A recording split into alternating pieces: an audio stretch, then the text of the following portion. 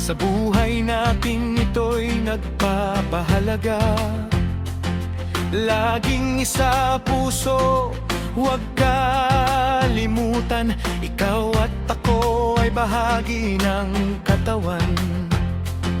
Dito ka tinawag sa masilang gampanin, ating pagtapatan sa pag-ibig gagawin.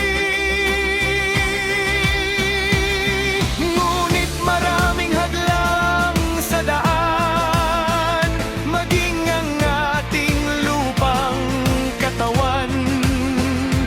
Kaya lagi ng panghahawakan, katwiran ng Diyos na pansanggalang. Tayo ay kanyang mga tagabantay, hinirang para sa kanyang bahay.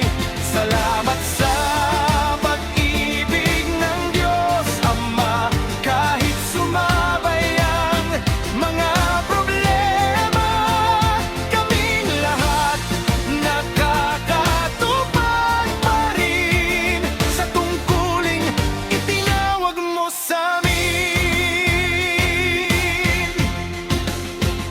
Ikaw ba'y naghihimagot kasama sa kasalanan? Huwag kang padadala. Ito ang